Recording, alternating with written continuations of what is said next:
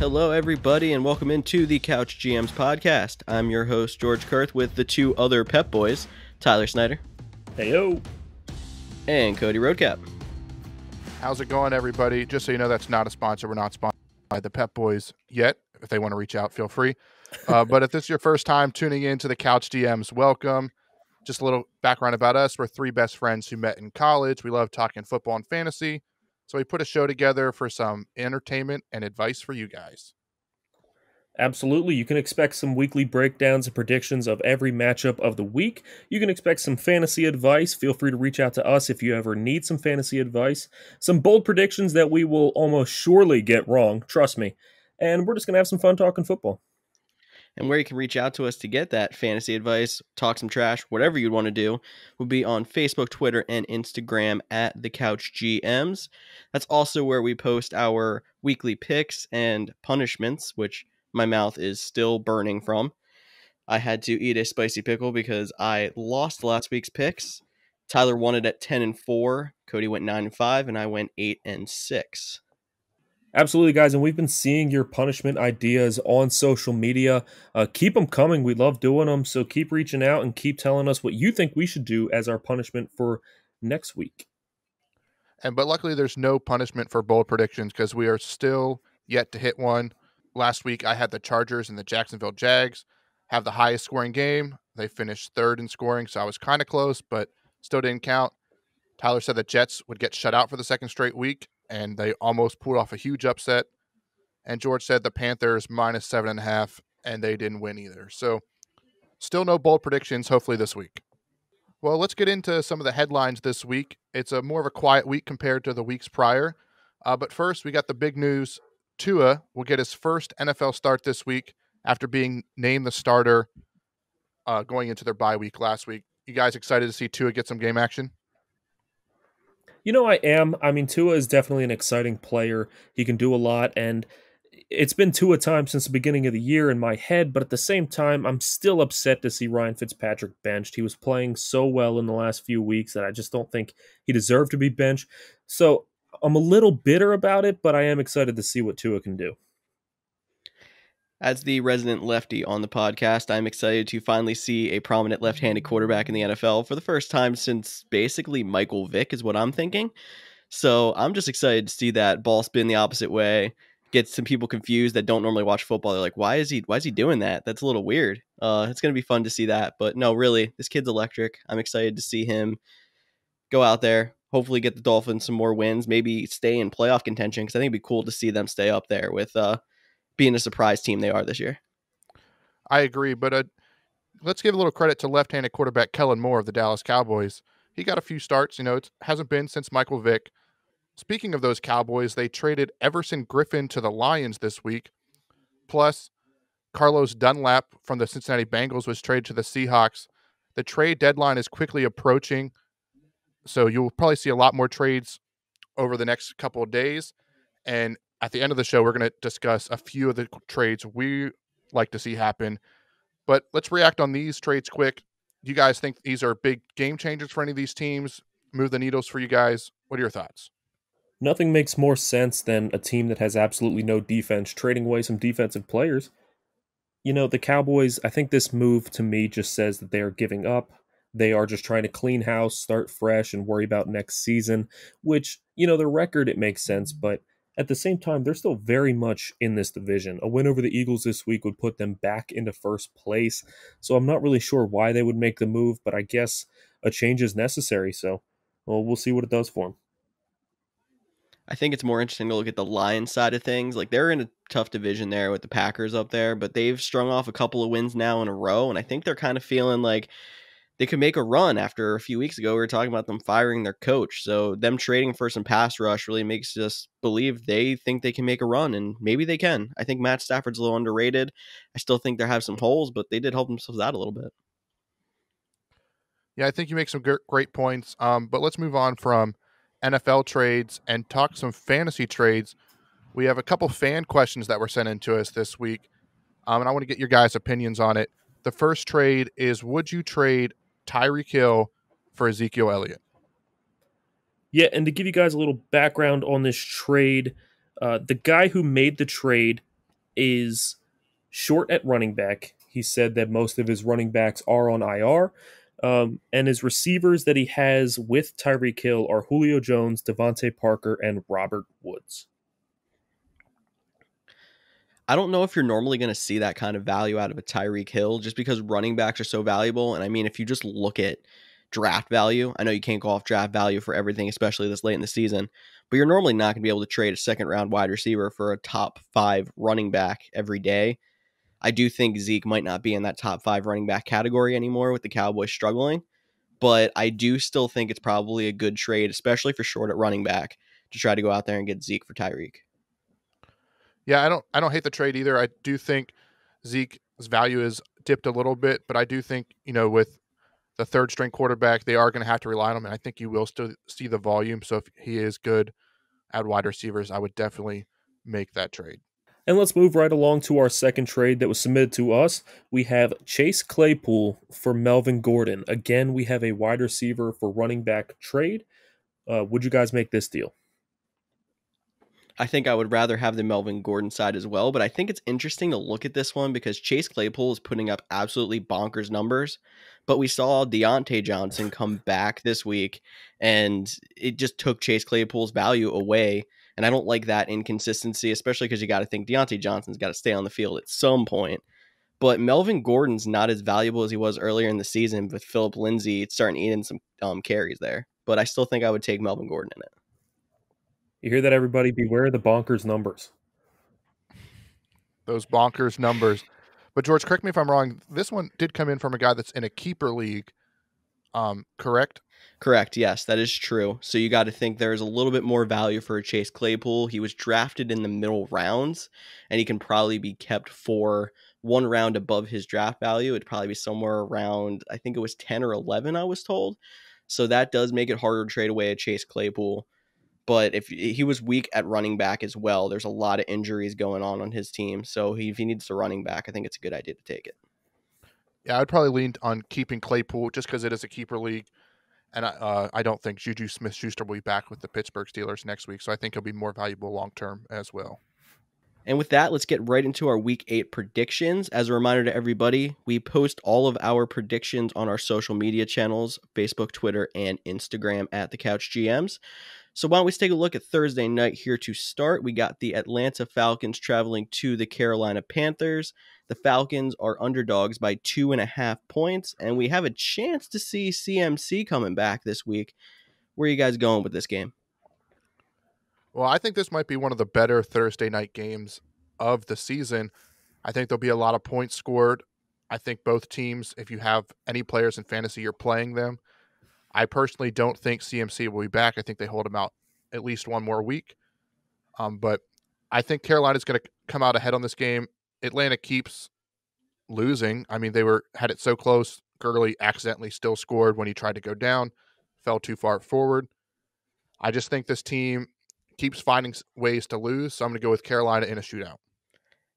I'm also going to take Carolina here in this one. I do like the fact that you said shootout. I agree that's going to be the case, as it seems to be the case with a lot of those NFC South matchups. A lot of people think it's always in the Dome in New Orleans, but it seems like all those teams just have all these shootouts. Going back to the Gurley thing, I think it was funny. I saw a meme last week that was what's it like playing football in 2020, and it's the Lions players signaling that Todd Gurley scored a touchdown. And it's just one of those things of, why would you not want a touchdown? It's one of the weirdest situations in football that you think he'd want to knee it and control the clock. But it was a tough loss the Falcons took, but it's again right in their formula of they always blow leads. So I think Carolina has a chance, even if they're down in the fourth quarter, to come back and take this one with their offense looking as good as it has. Yeah, absolutely. Atlanta is really good at losing. But at the same time, they're always in the game. I mean, we talk about how they blow these big leads, how they blow these games, how they had a chance and they just lost it. And I think that's why we're so hard on the Falcons. But at the same time, I mean, if a team is always in it, if they're always that close, that means they always have a chance to win. And I think Carolina is a team that they can beat. I don't think that Christian McCaffrey is going to be back this week. I think that Carolina has actually looked really good in recent weeks. So I'm not super hard on them, but at the same time, I just think that Atlanta's offense is so high-powered. They're going to be able to put up some big points. I'm not sure if Teddy Bridgewater is at the shootout level of quarterback at this point in his career just yet. He does look good this season. I don't think he's a shootout guy. So I'm actually going to take Atlanta in this one. Yeah, I don't hate it. I think when it comes to a shootout, they're super unpredictable, so I don't mind that pick at all. But let's move on to Sunday, 1 o'clock games, and we'll start with a AFC divisional rival game with the Pittsburgh Steelers at the Baltimore Ravens. The Ravens are coming off a bye. The Steelers are coming off a victory off of a missed field goal. There's the only remaining undefeated team, and they're actually the underdogs in this matchup. George, do you think the underdogs are because Baltimore is that much better? I think it's hard to bet against Lamar, and I hate that you put me on the spotlight for this because of how bad I've been bashing Pittsburgh, and I really shouldn't be anymore because they are the only undefeated team left in the league, and I'm still picking Baltimore. I I don't know what it is about Pittsburgh, but I don't feel like they should be good. And I know like Baltimore added to their pass rush with Yannick Ngakoue over the last 2 weeks, and they can just chase down old Big Ben back there. And he seems to be at the part of his career where he doesn't really want to take the shots. They've been keeping him clean, and he's been taking what he can get. But in that Titans game, even they got up big, and he started to try to take too much, and he looked bad, and that's why the Titans came back in that game. I think if Baltimore can pressure him, which is one of the better parts of their team, their defense in general, but their pass rush, I think they can get to Ben, and they can maybe even run away with this game. I don't know about running away with them, but I do agree with you. I think Baltimore will win this game. I think they're coming off a bye. They're at home, even though home field advantage isn't much these days. And I think Pittsburgh, they're just due for a loss. They've had a couple close games against all their opponents. I think Baltimore will get a victory on this week. Yeah, I'm going to go ahead and disagree with you guys again. I'm going to take Pittsburgh in this matchup. Yes, the Steelers almost blew that lead. I don't think it's because the Steelers were bad. I think it's because the Titans finally started clicking, and the Titans are actually a good team, and that's why they started coming back. I do think that Pittsburgh has the opportunity to go up big early and try to hold on to that lead, but the difference is Lamar Jackson, to me, is not a quarterback who can play from behind. He can throw, he can make some good pass plays when he has a lead and it's the pressure's not on him. That is a rushing team, a rush first team, and anytime that they fall behind and they have to rely on him for a big comeback, they can't seem to get it done. He folds under pressure. So I'm going to say that Pittsburgh is going to go up early, Baltimore's going to have to try to come back, and they're going to fail. I'm going with Pittsburgh in this one.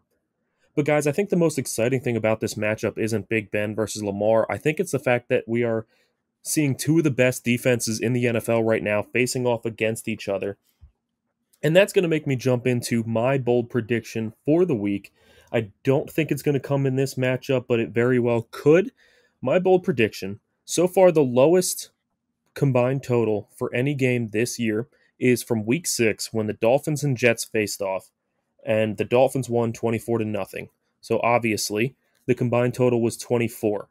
I say that this week we see a game that actually finishes under 24 combined points. That's pretty bold right there. That's a low score.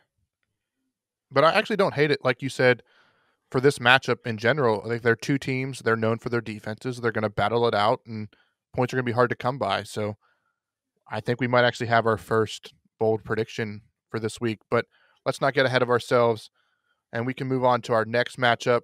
We teased it at the beginning. It's the Los Angeles Rams at the Miami Dolphins. Guys, it's Tua time, but I'm not picking them. How about you guys? I'm not picking him either, and I get why they threw Tua in when they did, but the Rams have a good defense, and Tua's going to have to deal with Aaron Donald all day, and that's a tough thing for a rookie in his first game to come into. I think Tua in the long run is going to be big, but I think there could be some growing pains this week. Absolutely, George. I agree with you. I'm going to take the Rams as well. I really like what I'm seeing out of the Rams. I mean, not just on offense. I think they're finally getting some pieces to click. I'm kind of surprised that Cam Akers isn't more involved. Sean McVay said 2 weeks ago that Akers was going to be more involved, and he really hasn't been. It's been Malcolm Brown and Darrell Henderson. But those two have been getting it done. Robert Woods looks like he took a step up this year from last year's disappointing season. Cooper Kupp is still a great receiver, and they have some other pieces on that offense that they're finally getting to work. Jared Goff looks a lot better than last season.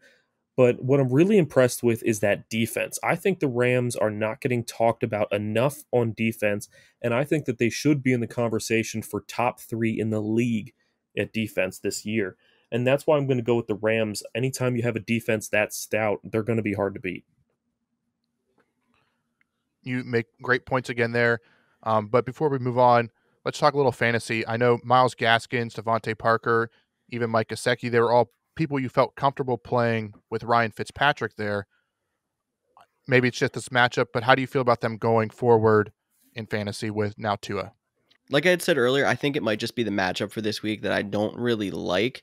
But long term, I think as long as they can stay in games, which I think Tua can keep them in games as well as Ryan Fitzpatrick can. Ryan Fitzpatrick isn't anything special. As good as he's been playing, Gaskin's going to definitely be a very relevant running back going forward. And I still do like their receivers and tight ends, at least a little bit. I'd probably be more matchup based on them. But no, I think Tua is going to be totally fine for fantasy. I don't know if it's going to be a big boost over Ryan Fitzpatrick, but he's at least going to hold the line where they were. Yeah, I think Myles Gaskin is still going to have some value, especially because with Tua being a new quarterback in the league, he's going to want to hand it off. You don't want to rely on his arm this early. But the guy that I actually think the value improves with is Mike Gesicki. I think anytime a new quarterback steps in, it's nice to have that check down Charlie, that safety blanket. And I think that's what Gesicki is. And I think his value is actually going to go up a lot. I think he's going to get a lot more targets. So I would start him comfortably in fantasy leagues. Yeah, so if you're out there and need a tight end, go get Mike Gesicki. Or if you just need a player, go get a Kansas City Chief because they're taking on the New York Jets this week. We say it every week. The Jets suck. Vegas agrees. They're 19.5-point underdogs. This one's pretty easy. Kansas City all the way. Have you ever seen a line as big as 19.5? Not that I can recall. And I honestly would still avoid that line. I mean, 19.5 points. I think I still might take Kansas City over that. They might win by 40 or more at this point, which is why I'm going with Kansas City. I said it again last week. I will say it every single week until I am wrong. I think the Jets are going to go 0-16 this season. I mean, their easiest matchups remaining are against teams like the Dolphins and the Browns, and I still don't think they can beat either of them. So I think the Jets are going 0-16. I think they have less than 0% chance in this game. I'm going with Kansas City. Tyler, you might be the only person I found that would still think about touching that 19.5-point line because I was thinking about that's so high. I might put a bold prediction on it because that's absolutely insane to expect a team to win by 3 touchdowns. You would know. You did it with the Chiefs earlier this year and they didn't get it. Yeah. Hey, look, if you want to do the bold prediction, are you saying how close you think this Jets game is going to get? Oh, I mean, I think it could be more like 2 touchdowns. I'm not actually going to make my bold prediction on this. I have something else for later. But I was thinking just picking the Chiefs by 3 touchdowns seemed like a bold prediction. That just seems insane. Yeah, it's really not. I mean, the Kansas City Chiefs have such a high-powered offense. They have so many different people that you just can't stop them. I mean, every time you think you have them completely enclosed, you have Travis Kelce shut down, you have Tyreek Hill shut down, you have the running back shut down, we have their whole offense down. Byron Pringle will catch a touchdown. It is so frustrating playing against a team like that. I mean, Mahomes hasn't been putting up the fantasy numbers that people have been expecting over the last few weeks, but he is still arguably the best quarterback in the NFL. Start the Chiefs with ease, bet that over. It'll be fine. So if you guys want to see some tears shed on the Jets sideline, feel free to pop open a can of Pringles and watch that game. But we can move on to a much more competitive matchup now. And let's look at the Minnesota Vikings at the Green Bay Packers. Vikings are underdogs by 6.5. And Cody, go defend your Packers. Well, I think we all saw last week that when the team said that was an anomaly against the Buccaneers, they proved it. The Vikings are hanging on for dear life. I think Green Bay gets a victory at home. I don't see the Vikings much of a challenge, and I saw today on their injury report that multiple corners once again are dealing with injuries. They had the same thing happen in week 1, and we saw how that went. I would still be a little weary of this matchup, mainly just because it is a divisional matchup. There's something about divisional games that is just so strange. Every time you see, I mean, we've seen it in the past with the great Patriots versus the horrible Dolphins, and the Dolphins are always in the game. They make it close. There's something about divisional games that always make it close and competitive. So I would avoid betting the line of the +6.5 for the Vikings, but I'm still going to go with Green Bay in this one. I think they have too much talent and too much smarts to be beaten by Minnesota right now. I agree with you. I think you got to take Green Bay because Minnesota has so many question marks. But I think I did forget to mention in the intro to this game, this would be our COVID watch game of the week, as the Packers did just play the Texans. The Texans are on bye, but they did come down with a COVID case. So you got to keep an eye on Green Bay and make sure that nothing pops up there. We're looking good, but for your fantasy owners that have been putting in some precautions just in case a game gets postponed, this might be the one you have to this week. So keep an eye out. Yeah, one more thing I want to point out is that Mason Crosby did not practice on Wednesday. Currently, there's no other kickers on the practice squad or roster, so it could be interesting with all the COVID restrictions if he can't go. But even without Mason Crosby, this game has my bold prediction for the week. I think history is going to repeat itself. We saw this before with Brad Childress. We're going to see it now with Mike Zimmer. The Green Bay Packers will dominate the Minnesota Vikings, and we will end up getting their coach fired. Mike Zimmer will not be the Vikings coach after this week. Bold. Second time in, what is that, 3 or 4 weeks that you're predicting a coach to get fired? George, if I keep predicting it, it's going to happen eventually. That's a great point, actually. It's a good way to get our first bold prediction in here. So let's go with it. So, Mike Zimmer, if you are listening to the podcast, because I know you are, just know that your job is safe because Cody made it as his bold prediction, and we suck at bold predictions. So you can pretty much guarantee you will be a coach next week. Well, we have seen it before. A coach that I predict to get fired doesn't actually end up getting fired and ends up getting a win. I did that with Matt Patricia, and they're playing the Indianapolis Colts. So the Detroit Lions are 2-point underdogs coming off that win in Atlanta. I don't see them getting another win. I'm going with Indianapolis on this one. How about you guys? Yeah, I think this would be a good time to actually make your bold prediction. I think that Indy is going to dominate this game. I think this could be a very defensive game. I just don't see anything out of the Lions that really impresses me. I mean, they barely won against the Falcons, and it was only because of Todd Gurley's mess up. You know, every year we look at the Lions as this team that we're like, you know what? They're sneaky. They have the talent. They might just do it. And every year they're disappointing. I think they're going to continue to be disappointing, especially against a very stout Indianapolis defense. I think Indy wins this game. I'm just sitting here next to my microphone laughing because I'm thinking Tyler's saying this about the Lions, and I was about to say the exact opposite, and that same thing. I don't know if the Colts have impressed me enough still to pick them over Detroit. I think Detroit has an upset to go here. I don't think this game is going to be all that defensive either. I think Detroit's offensive onslaught will continue. And I'm going to not only pick Detroit in this, but I'll throw my bold prediction on one Matthew Stafford, saying that he's going to throw for 5 touchdowns this week. Nope. Not seeing it. I think you're wrong. Not against Indy's defense. Indy's defense is so stout, I don't see how they're going to put up that many points against them. Now, I don't think that Indy's good. Don't get me wrong. I think Indy's terrible, but that's mainly because I think Phillip Rivers is overshadowed and completely overrated. He does not have it anymore. But at the same time, I think their defense actually is really good. I don't see this happening. So congratulations on failing another bold prediction. No better or worse than the rest of us. Yeah, you got that right. Well, after Tyler has announced that before it even happened, we're going to all go 0-3 in our bold predictions. Let's just move on to our next matchup with the Las Vegas Raiders at the Cleveland Browns. The Raiders are 2.5-point underdogs coming off that loss against the Tampa Bay Buccaneers, and the Cleveland Browns coming in after an exciting finish against the Cincinnati Bengals. I'm going to go with Cleveland in this one. I do think the OBJ loss will play a factor, but I think this team loves to run the ball, and I think the Raiders are weak on the defensive line, so I think they'll have their way with them and be able to run pretty convincingly into a victory.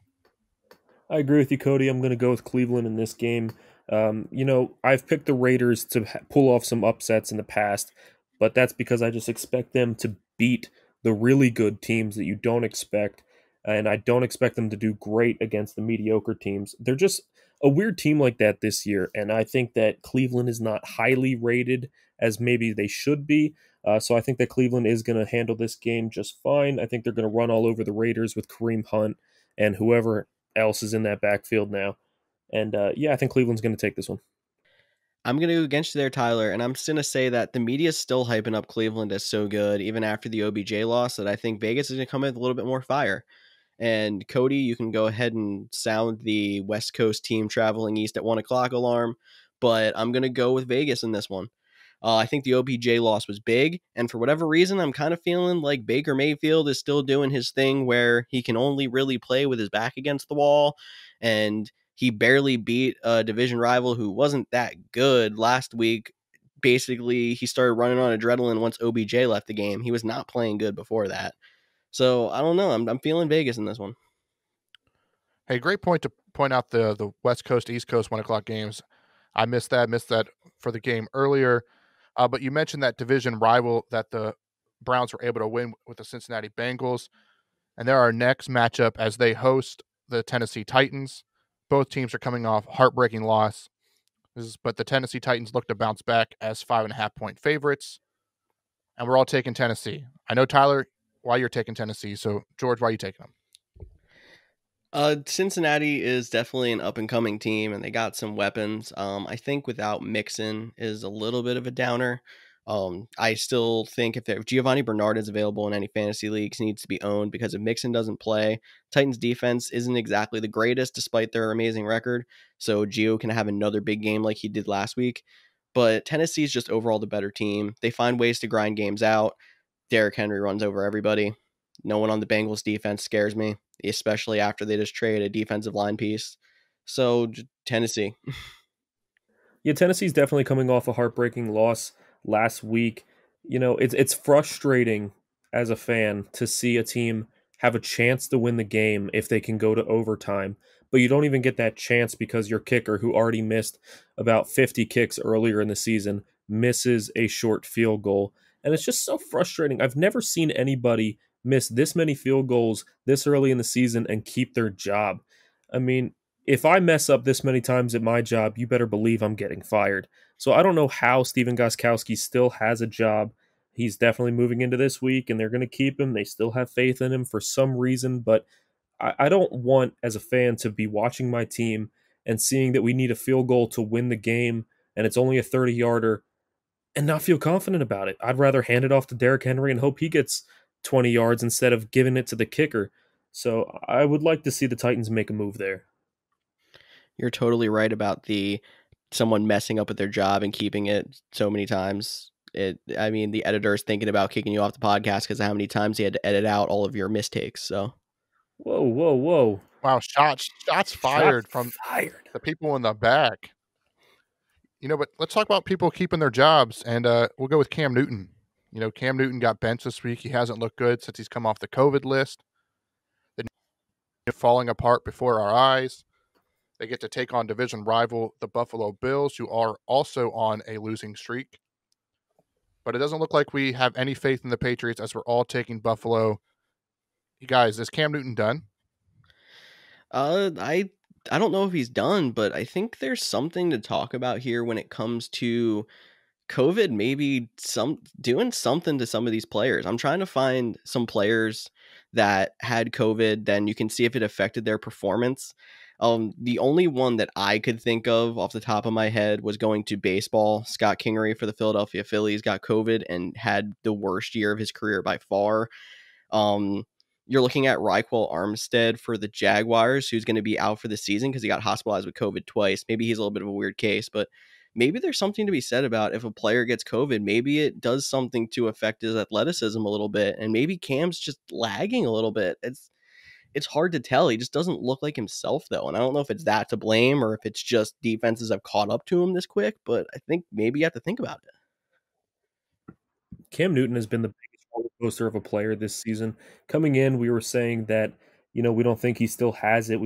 It looks like he fell off a little bit, and he came out and dominated early, and we were like, okay, Cam Newton has it. He's MVP again. Here we go. And then he looks bad again. He's such an up and down player. I'm curious to see where he goes from here. I agree with you. And that wraps up our 1 o'clock games. There's a couple different ones in there, so it should be interesting this week. So let's move on to our 4 o'clock games. We got the Los Angeles Chargers at the Denver Broncos. The Broncos are 3-point underdogs after getting destroyed against Kansas City's defense last week. Shout out to anyone that played against them in fantasy like I did and lost. I understand what you're feeling. But I think we're all going with the Chargers here. Justin Herbert looks really good. I'm really excited to see this guy continue to grow as a quarterback. Anything stick out to you guys about this game? Not really. I really liked Drew Lock early on, and then he got injured. So I'm a little curious to see how he bounces back because he didn't look that great last week. But I still think that Drew Lock is a great quarterback. He has some growing pains he's going to need to get through, but I think Denver can still be competitive in this matchup. I just think Justin Herbert looks so electric, and the Chargers honestly look like a much better team. They look like they could actually make a playoff push this season, which nobody expected. And I think that the Chargers are going to handle this game just fine. And I find it very interesting that Justin Herbert is probably, I mean, it's up for debate, but he is probably the most exciting rookie quarterback in the league this season, and he was definitely nowhere on the radar for potentially being one of those this season. It was definitely talked about Tua and Burrow, so it's really cool to see Herbert take this step forward so early and just dominate. I think if there's anything that sticks out to me, I kind of want to go back to last week and talk about the Chargers from a fantasy perspective. And it's just been frustrating if you own anybody that's not named Keenan Allen or Justin Herbert. I mean, with Eckler going down with an injury, that backfield's been shuffled all over the place. You think it's Justin Jackson now, and then he loses most of his snaps to Joshua Kelly last week. And tight ends is another one. Hunter Henry was absolutely disappeared last week, and they had three tight end touchdowns, two for one backup and one for the other. Mike Williams was supposed to be coming out of it, and then some guy named Guyton comes out and gets a long touchdown. They've been frustrating from a fantasy perspective, but I think that's what makes them good in an actual real life football perspective, because they have so many people making contributions, and Justin Herbert is looking like a true pro as a rookie. It's one of the most impressive rookie quarterback performances I've seen in my memory. Yeah, I agree with that statement about rookie quarterbacks. And, I think just, going back to 2 years ago, Herbert was like the number one guy.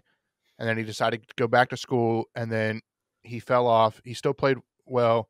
Then he fell off, and guys were like, well, he's too quiet. He's too shy. He's not a leader. And I think he's showing all those doubters wrong. And, maybe he should have been consideration for the top quarterback. I'm not saying anything was wrong with Joe Burrow or even Tua. We haven't seen him play yet. But, sometimes you just have to trust your eyes on the field. And sometimes I think the NFL gets too carried away with all these outside reasons why, or all the testing numbers, or just things that don't completely matter when it comes to how good you are on the football field. I think the biggest person when it comes to not trusting your eyes and trusting all the numbers would be DK Metcalf, who fell deep into that draft 2 years ago because he had a horrible three cone and they didn't think he could run routes. Now he's out here, probably a top 5 receiver in the league. And speaking of him, his team is going against the San Francisco 49ers this week. They are favored by 3 points. And Chris Carson is also someone to watch in this game. He's a game time decision. He might not play. Are you touching this backfield with Carlos Hyde if Carson doesn't go? I would. The Seahawks still pride themselves as a run first team. As amazing as Russell Wilson has been this season, and DK Metcalf and Tyler Lockett being fantasy assets, they still consider themselves a run first team. And Carlos Hyde, I mean, he proved it last year. He still has what it takes to step in when he needs to. So I think even if Chris Carson is down, I would definitely start Carlos Hyde. I know they have other guys back there like Travis Homer, and they have DJ Dallas, the rookie, but I think Hyde is going to take sole possession of that backfield, and he will be just fine. I think Seattle will win this game. I think it's going to be very, very close. I think San Fran definitely has a chance to pull off the upset, but yeah, I also don't think Chris Carson's going to play. The Seahawks only have one loss on the season. They're in a plenty good spot to bench Carson, let him get fully healthy, don't risk long-term injury, because a loss this week really doesn't hurt them that badly. Yeah, I do think it would be a tough matchup if they ended up losing, just because it is that divisional matchup with the 49ers, who are the up-and-coming team after suffering so many injuries, but they're still struggling with injuries in the backfield. Jeff Wilson had 3 touchdowns. He got hurt. Jerick McKinnon, everyone was like, pick up Jerick McKinnon. He didn't show up. Are you guys playing any of these running backs for the 49ers?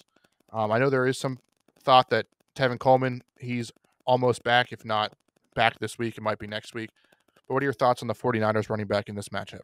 I've been the one most of this time saying I'm staying away from that 49ers backfield. And then last week I got stuck on the Jerick McKinnon hype train. He's going to start. He did well. He's going to do well. And he got me negative -0.1 points. So I think that's kind of scared me away from any Niners running back anymore because, yeah, sure, there might only be 1 or 2 healthy at this point. But I feel like it's going to be a shot in the dark to figure out which one's going to get the majority of the carries. So, from a fantasy perspective, I just don't even know if it's worth putting the time in to try to figure it out and then get wrong again at game time. So, I would avoid them.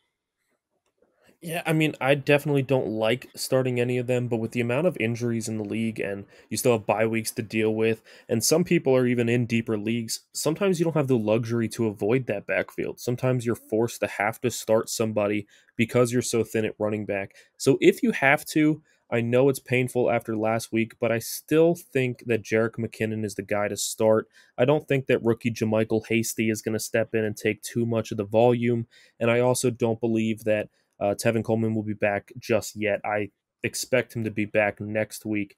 So if you are in a pinch and you need to start a running back, go with Jerick McKinnon. They showed last week that they really love handing the ball off. They did not want to throw it. They were handing it off to anybody they could, including receivers. They even had a couple tight end handoffs. So start McKinnon, expect the volume. I don't love it, but you got to do what you got to do. You got to do what you got to do. Those are famous words for fantasy. You got to do it sometimes, even if it tells you not to. But that's enough. We're all taking Seattle on that game. We can move on to the last 4 o'clock game, which is the New Orleans Saints at the Chicago Bears. The Bears might have got exposed last week. They're now 4.5-point underdogs against the New Orleans Saints. What are your guys' thoughts on this game? Well, I mean, I don't exactly feel comfortable with taking New Orleans without Michael Thomas and Emmanuel Sanders. Most likely both of them will be out. Thomas did not practice again on Wednesday, dealing with some secondary leg injury to go along with his high ankle sprain. And there's no news on Emmanuel Sanders coming off the COVID list, so we're not sure if he's going to play or not. But for whatever reason, the Saints offense just worked again without both of their top weapons. So the Bears defense is tough. The Bears offense is not good. So that also makes me think like, yeah, it might be hard for them to score some points, but they might not have to score that many points to win this game. Saints aren't in many defensive struggles, but this might end up being one of them, and I think they can actually pull it out. Yeah, the Bears defense is very tough. They are the reason that the Bears have such a good record at this point. It's definitely not the offense. So, even though I think the Bears defense is good, Jared Goff was able to put up some points against them last week. And if a guy of Jared Goff's caliber can do it, I think that Drew Brees will be smart enough to find holes in that defense and still put up some points. And I think if they put up the points and they take a lead, Nick Foles can't do it. Nick Foles won't lead the comeback. I'm sorry, but he looks horrible. I was one of the biggest Nick Foles bashers when he first got named the starter for the Bears, but he looks worse than I expected. His throws are nowhere close. He's making horrible decisions. Now, he put some blame on the offensive line, saying it doesn't matter what play we pick, I'm not going to have the time to execute it. One, you should never blame your own team because that never seems to work well. But at the same time, whether it's the offensive line or it's him making bad throws, something needs to be done for this Bears offense. It looks really, really bad. Yeah, you're right. The Bears offense hasn't looked great. I was with you on, I don't think they should have went to Nick Foles, and he's starting to show it. I didn't like him coming out and saying, I can tell before the play's even called, I have no chance at it. I mean, you're the quarterback. You have all the right to make adjustments in the scrimmage or get your team into a better play. But I'm still going to go with Chicago in this one. I don't love it. If it's one of the picks I get wrong, mainly because I'm a Packers fan, I won't be mad at that either. But I think with Drew Brees' age and the fact that the game's outside and it's supposed to be below 40 on Sunday in Chicago, I just think the offense will take a step back or slow Brees down enough where he's not as accurate as pinpoint accuracy as we've seen, and it'll just be a tight game. This may be another one of your games, Tyler, that comes down to your bold prediction of under 24 points, in my opinion. But give me Chicago in a close one. Yeah, and that's it for a 4 o'clock game, so we can go on to the Sunday night game that is just not thrilling. I mean, last week the Eagles and Giants played on Thursday Night Football, and everybody was saying, please stop putting the NFC East in prime time. So don't worry, we move from Thursday Night Football to Sunday Night Football, where we have the Eagles taking on the decimated Dallas Cowboys. Dallas is 7.5-point underdogs in this matchup. We're all taking Philly. George, as the resident Eagles fan, what do we have to look forward to in this matchup, if anything? You missed the word decimated before the Eagles name as well, actually. Well, they're starting to get a little bit healthier. They have some people back at practice this week. I saw that Jalen Reagor is back. They have some of the pieces on their defense are coming back. I heard Dallas Goedert is practicing again. There's a good chance you won't see a lot of them this week, but that is a good sign for them coming closer to their bye week to get a lot of these guys back for the second half stretch run for at least a week or two before they get hurt again. I hate to be the negative person right here, but it just seems to be that's the case. It was really nice seeing Deshaun Jackson back last week to get that spark, and then he had that devastating cheap shot injury at the end of the game. I don't know. Carson Wentz against the wall has still looked pretty good. I wish he could put a full game together and not just play the last 7 minutes, but take what I can get as an Eagles fan here because wins are wins. I don't see Dallas having the firepower with Ben DiNucci at quarterback to even keep this game close. It's not often you see the Eagles blow out the Cowboys, but if there's going to be a time that it happens, it's going to be this time with the Cowboys on a third string quarterback and the Cowboys defense being absolutely obliterated. Yeah, Cody, earlier in the podcast, you mentioned Kellen Moore, and I hear some rumors around the league that people actually want Kellen Moore to take off the offensive coordinator hat and put on a football helmet and actually go and play for the Cowboys. They say Ben DiNucci probably isn't the guy you want to rely on, and if anybody knows that offense well enough, it's going to be Kellen Moore. How do you feel about that move? Well, I think it'd be a great storyline for the NFL. And I also think Kellen Moore should take off the offensive coordinator hat and let Mike McCarthy call plays. Mike McCarthy got hired because he's an offensive guy. We saw Green Bay for when he gave up plays for half a season. It was the worst the offense looked in Green Bay. I don't know why he didn't come in with the mindset I'm going to be calling plays. But besides the fact that Ben DiNucci is playing, I don't really give the Cowboys much of a chance. I do think Zeke will start to get on track a little bit. I'm not saying he's going to have a huge game.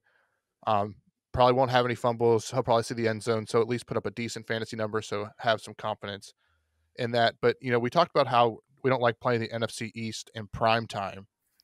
But that Thursday night game, that Daniel Jones run was the funniest thing I might have ever seen in the NFL. I literally laughed out loud sitting on my couch for a good 5 minutes. So if we get another play like that from this NFC East primetime matchup, I'm all for it. The Giants scored a touchdown on that drive, and I wasn't even mad because how hilarious that was, and I was still laughing by the time they scored that touchdown. And the memes of Randy Orton giving him an RKO on the 20-yard line and things like that were fantastic. Okay, what's more embarrassing, the Mark Sanchez butt fumble or the Daniel Jones tripping on nothing going for a touchdown? Got to go with the butt fumble still. No, I would go with Daniel Jones. I mean, the butt fumble, I can kind of understand it a little bit. Running backs run into the back of their guys all the time. So a quarterback who's not used to running, he runs in the back of the guy. You still got to hold on to the ball. But Daniel Jones, buddy, you had so much open field. You could have stopped and walked the rest of the way. But, man, your heart played out and you just went tumbling. Man, if you would have done a somersault, though, got up and still scored, you would have been on the front page Sports Center or Sports Illustrated, I guess. Sports Center doesn't have a magazine.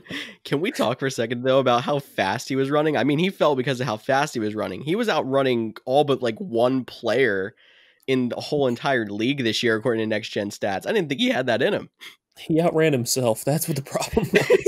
I'm not going to lie. I started to see him stumble a little bit, and I was saying out loud, don't you do it. Don't you dare do it. And then he went down, and I cracked up. It was the funniest play. It might be on the not top 10 number one of the year at the end of the season. It was a fantastic play. Thank you, Daniel Jones, for providing that kind of joy to this season. Well, speaking of Daniel Jones, let's just go into their Monday night matchup against the Tampa Bay Buccaneers.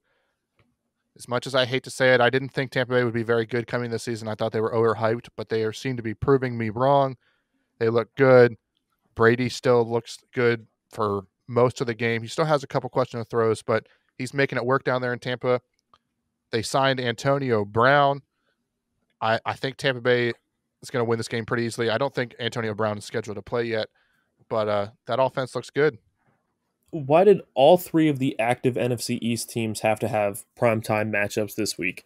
Why? That is the one division that nobody wants to see, and all three of the active teams this week are playing on primetime. This is terrible. This isn't even a good game. I think it's going to be a blowout Tampa Bay's way. I really don't think that Tom Brady is... He's not impressing me that much this season, but he still has so many weapons to go to. I think it's going to be an easy win for Tampa Bay and move right on into next week. I got to agree, Tampa Bay easily in this one. I mean, we say the NFC East is going to have a playoff team because they have to, and they're probably going to have 6, maximum 7 wins, and majority of those wins are going to come against other teams in the NFC East. So until they play someone a lot worse than Tampa Bay, I'm not going to pick anyone from that division. Yeah, I don't blame you there. And that'll wrap up all our game picks. I did want to mention one thing all the way back at our 1 o'clock games. We do have the Le'Veon Bell revenge game against the New York Jets. Forgot to mention that one, so that one should be exciting. He is the backup running back, and they could get up big. You could actually see a good amount of carries for him. He could be the starting running back this week. Like, if you're going to play Le'Veon Bell in fantasy, this is the week. Like, he could have 20 carries for 4 touchdowns just because he wants to get back and then be like, okay, I'm done, coach. Still play Clyde Edwards-Helaire with confidence, though, especially in that matchup. Don't worry about that, fantasy owners. Definitely. But that's all our matchups. Like we said, we post them all on our social media. You can comment, tell us why we're wrong, tell us why we should be picking your favorite team, tell us to stop picking our favorite teams, even though the Packers are going to win. But before we go, we like to do a quick little lightning round. The trade deadline is coming up on November 3rd. I know a lot of trades have already happened, but let's, go through just pick some players that you like, teams that you think they'd make sense on, or just trades you'd like to see happen. All right, I'm going to start it off. The Dallas Cowboys, I understand they are selling some pieces away, so it looks like they're giving up. But at the same time, they are still very much in it this season. They do have a chance of winning the division. And if they're going to do it, they're going to need a quarterback. And I think that a great move for them would be to go out and get Jacoby Brissett from the Indianapolis Colts. I don't think that Brissett is, that amazing of a quarterback, but he's got what it takes to at least game manage properly. He showed some flashes for the Colts last season, and I think that he would be a great fit in that Dallas offense. I love that pick. My pick would be J.J. Watt, either to the Las Vegas Raiders or the San Francisco 49ers. I think it was very evident on Sunday that J.J. Watt was done with Houston. He was very non-spoken in his press conference after the game. The guy's just fed up. He's tired of losing. He's done everything for that franchise, and he just wants to go out and play meaningful football. I think the Raiders, I talked about it earlier with their struggling in pass rush and defensive line makes sense, or even San Francisco, who have lost a couple guys up front, a potential option for J.J. Watt. We talked about David Njoku on last week's show wanting to get out of Cleveland. He did get to start last week because of an injury, and he did get into the end zone, but I still think it's better if he gets moved overall. And I think a good place for him to go would be Arizona. Arizona is a team that's very much in the hunt in that really tough division in the NFC West. And the only thing they don't really have on their roster that's notable is a tight end. I think adding David Njoku to Arizona would just give them so much more of a deadly offense, and they could really put up even more points than they already are with Kyler. So my next one might be more of a trade that I want to see happen rather than a trade that I can see happen. There is definitely some home field bias on this one, but my next one is Stephon Gilmore, the cornerback for the Patriots, being traded to the Titans. Now, the reasons I like this trade, one, the Titans are showing they have a great team. They have the chance to go and win it all. They have the offensive pieces to get it done. The only thing they can't seem to do is stop teams on third down. Their defense looks a little suspect. They're getting Adoree Jackson back at corner this week. And then if they got Stephon Gilmore on the other side, their corners could be locked up with Malcolm Butler as well.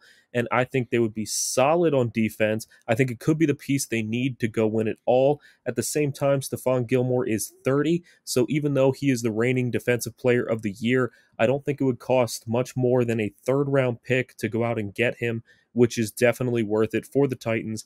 That is the move I'd like to see. Gilmore to the Tennessee Titans. I'm going to follow that up with another homer pick, which, we got some rumors today that this one could actually happen, and that's Will Fuller to the Green Bay Packers. I know Will Fuller was pretty much shut out last week, minus that late game touchdown that he squeaked in. I don't think Fuller's value is very high because of his injury history. And, Green Bay, their offense already looks good, but adding a talent like Will Fuller would take them even to another level. So look out for Will Fuller headed to Green Bay. Hey, Eagles fans, do you even remember that Alshon Jeffrey's still on the roster? Because I know I forget sometimes. They haven't traded him. I think they're still trying. And I think a good fit for him would be go to San Francisco. I'm just going to keep trading players to that NFC West to make it even better because it's already the most entertaining division in football. San Francisco has been decimated with injuries. Wide receiver is one of them. They're going to be without Deebo Samuel for a couple of weeks. I understand Alshon Jeffrey is not really healthy yet either, but he should be coming around soon. And it'd be nice to add a big-bodied wide receiver with all those young, fast guys for Jimmy G to throw to. I think that would really help out San Francisco, and Philly's really trying to dump him in his cap hit. Well, that wraps up our trades we'd like to see happen. I think we all did a great job picking some really fun, interesting trades. Our luck, though, none of them will happen. The trade deadline will be quite boring. So why don't you guys in the comments, reviews on Facebook, social media, let us know who you'd like to see traded, who you want your team to go get. And that about does it for this week's episode.